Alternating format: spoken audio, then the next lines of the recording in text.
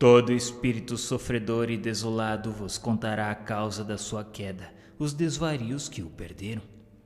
Esperanças, combates e terrores, remorsos, desesperos e dores, tudo vos dirá, mostrando Deus justamente irritado a punir o culpado com toda a severidade.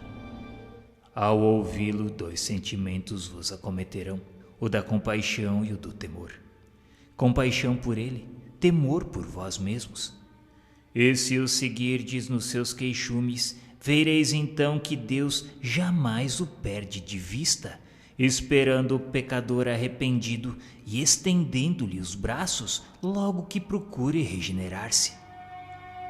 Do culpado vereis enfim os progressos benéficos para os quais tereis a felicidade e a glória de contribuir, com a solicitude e o carinho do cirurgião acompanhando a cicatrização da ferida que pensa diariamente.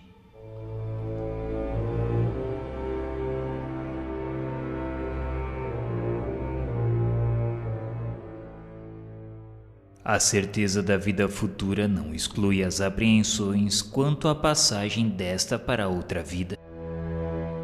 Há muita gente que teme não a morte em si, mas o momento de transição. Será que sofreremos ou não nessa passagem? Por isso se inquietam, e com razão, visto que ninguém foge à lei fatal dessa transição.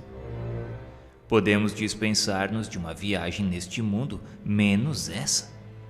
Ricos e pobres devem todos fazê-la, e por dolorosa que seja a franquia, nem posição nem fortuna podem suavizá-la.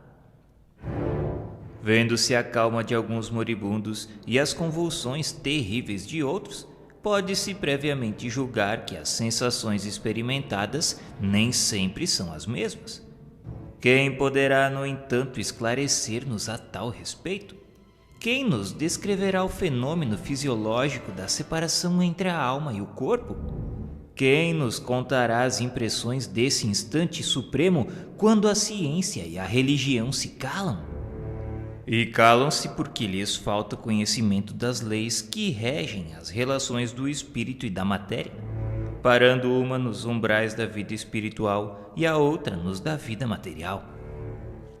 O espiritismo é o traço de união entre as duas, e só ele pode dizer-nos como se opera a transição, quer pelas noções mais positivas da natureza da alma, quer pela descrição dos que deixaram este mundo. O conhecimento do laço fluídico que une a alma ao corpo é a chave desse e de muitos outros fenômenos. A insensibilidade da matéria inerte é um fato, e só a alma experimenta sensações de dor e de prazer. Durante a vida, toda desagregação material repercute na alma, que, por este motivo, recebe uma impressão mais ou menos dolorosa. É a alma e não o corpo quem sofre, pois este não é mais que instrumento da dor. Aquela é o paciente. Após a morte, separada a alma, o corpo pode ser impunemente mutilado que nada sentirá. Aquela, por insulada, nada experimenta da destruição orgânica. A alma tem sensações próprias cuja fonte não reside na matéria tangível. O perispírito é o envoltório da alma e não se separa dela nem antes nem depois da morte. Ele não forma com ela mais que uma só entidade, e nem mesmo se pode conceber uma sem outro. Durante a vida, o fluido perispirítico penetra o corpo em todas as suas partes e serve de veículo às sensações físicas da alma, do mesmo modo como esta, por seu intermédio, atua sobre o corpo e dirige-lhe os movimentos. A extinção da vida orgânica acarreta a separação da alma em consequência do rompimento do laço fluídico que a une ao corpo, mas essa separação nunca é brusca. O fluido perispiritual só pouco a pouco se desprende de todos os órgãos, de sorte que a separação só é completa e absoluta quando não mais reste um átomo do perispírito ligado a uma molécula do corpo. A sensação dolorosa da alma por ocasião da morte está na razão direta da soma dos pontos de contato existentes entre o corpo e o perispírito, e por conseguinte também da maior ou menor dificuldade que apresenta o rompimento. Não é preciso, portanto, dizer que, conforme as circunstâncias, a morte pode ser mais ou menos penosa. E estas circunstâncias é que nos cumpre examinar. Estabeleçamos em primeiro lugar e como princípio os 4 seguintes casos, que podemos reputar situações extremas dentro de cujos limites há uma infinidade de variantes. Primeiro caso: se no momento em que se extingue a vida orgânica, o desprendimento do perispírito fosse completo, a alma nada sentiria absolutamente. Segundo, se nesse momento a coesão dos 2 elementos estiver no auge de sua força, produz-se uma espécie de ruptura que reage dolorosamente sobre a alma.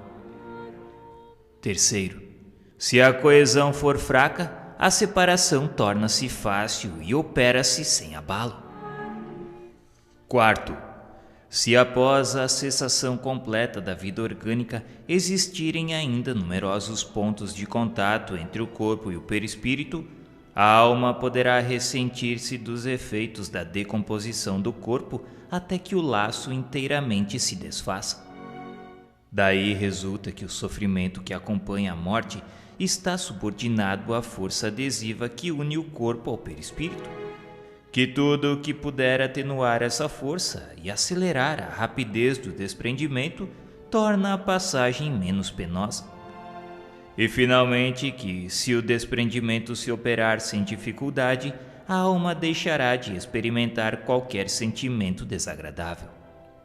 Na transição da vida corporal para a espiritual, produz-se ainda um outro fenômeno de importância capital: a perturbação. Nesse instante, a alma experimenta um torpor que paralisa momentaneamente as suas faculdades, neutralizando, ao menos em parte, as sensações. É como se disséssemos um estado de catalepsia, de modo que a alma quase nunca testemunha conscientemente o derradeiro suspiro. Dizemos quase nunca, porque há casos em que a alma pode contemplar conscientemente o desprendimento, como em breve veremos. A perturbação pode, pois, ser considerada o estado normal no instante da morte e perdurar por tempo indeterminado, variando de algumas horas a alguns anos. À proporção que se liberta, a alma encontra-se numa situação comparável à de um homem que desperta de profundo sono. As ideias são confusas, vagas, incertas. A vista apenas distingue como que através de um nevoeiro, mas pouco a pouco se aclara. Desperta-se-lhe a memória e o conhecimento de si mesma. Bem diverso é, contudo, esse despertar. Calmo para uns, acorda-lhe sensações deliciosas. Tétrico, aterrador e ansioso para outros, é qual horrendo pesadelo. O último alento quase nunca é doloroso, uma vez que ordinariamente ocorre em momento de inconsciência, mas a alma sofre antes dele a desagregação da matéria nos estertores da agonia e depois as angústias da perturbação. Demo-nos pressa em afirmar que este estado não é geral, porquanto a intensidade e duração do sofrimento estão na razão direta da afinidade existente entre o corpo e perispírito.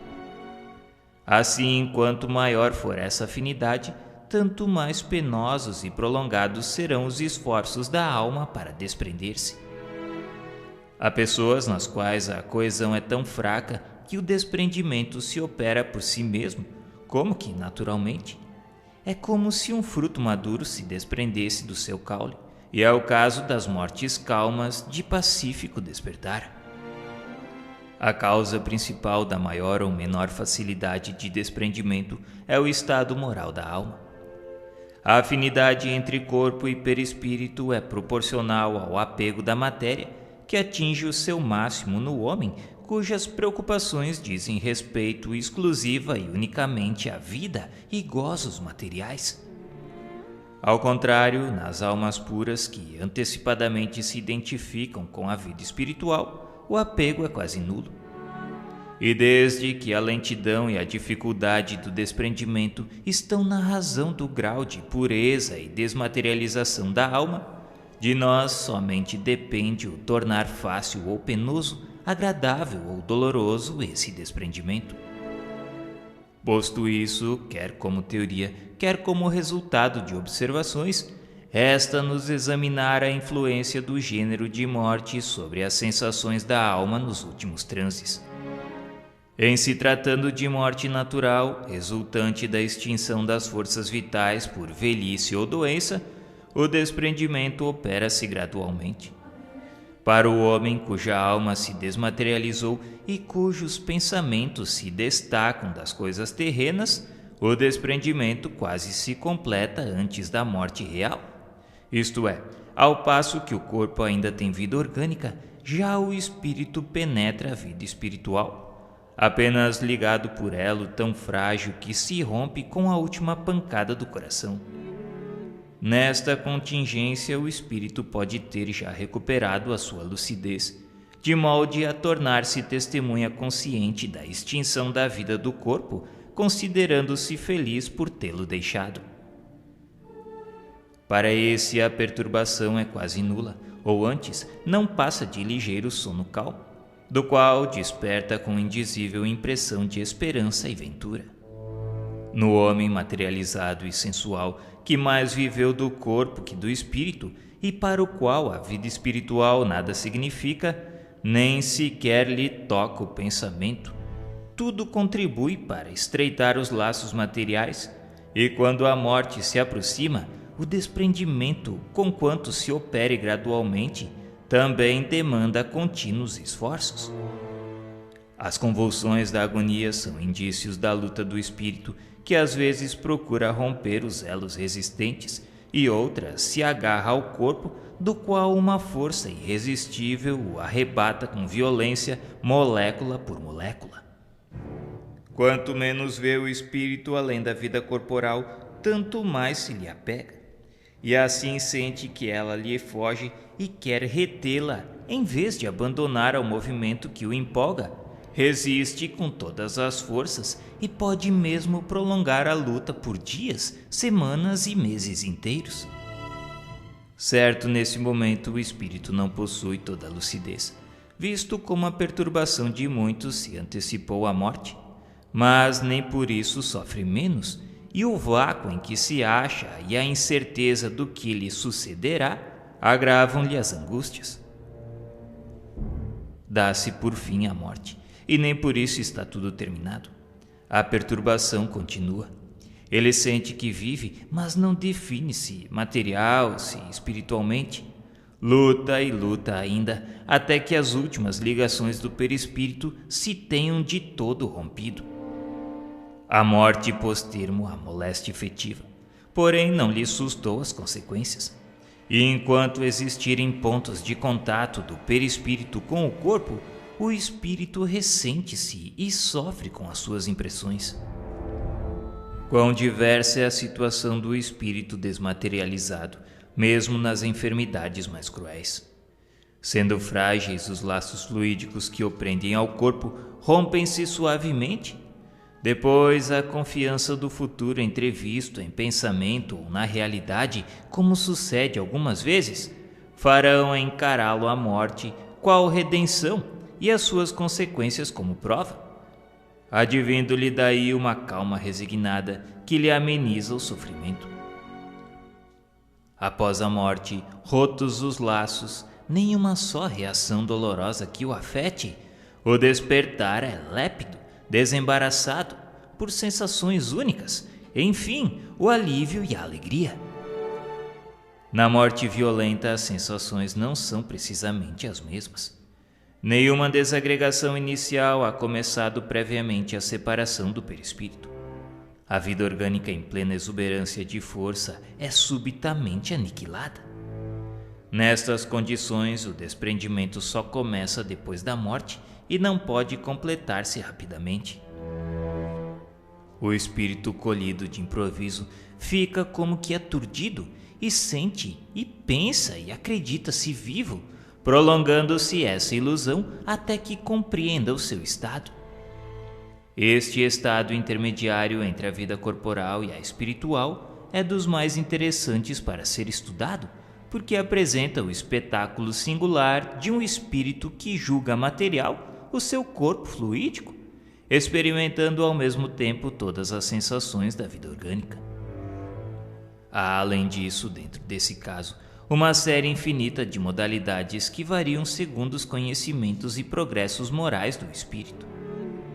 Para aqueles cuja alma está purificada, a situação pouco dura, porque já possuem em si como que um desprendimento antecipado, cujo termo a morte mais súbita não faz senão apressar. Outros há para os quais a situação se prolonga por anos inteiros. É uma situação essa muito frequente até nos casos de morte comum, que nada tendo de penosa para espíritos adiantados, se torna horrível para os atrasados. No suicida, principalmente, excede a toda expectativa. Preso no corpo por todas as suas fibras, o perispírito faz repercutir na alma todas as sensações daquele com sofrimentos cruciantes. O estado do espírito por ocasião da morte pode ser assim resumido. Tanto maior é o sofrimento, quanto mais lento for o desprendimento do perispírito. A presteza desse desprendimento está na razão direta do adiantamento moral do espírito. Para o espírito desmaterializado, de consciência pura, a morte é qual um sono breve, isento de agonia e cujo despertar é suavíssimo. Para que cada qual trabalhe na sua purificação, reprima as más tendências e domine as paixões, preciso se faz que abdique das vantagens imediatas em prol do futuro, visto como para identificar-se com a vida espiritual, encaminhando para ela todas as aspirações e preferindo-a à vida terrena. Não basta crer, mas sim compreender. Devemos considerar essa vida debaixo de um ponto de vista que satisfaça ao mesmo tempo a razão, a lógica, ao bom senso e ao conceito em que temos a grandeza, a bondade e a justiça de Deus.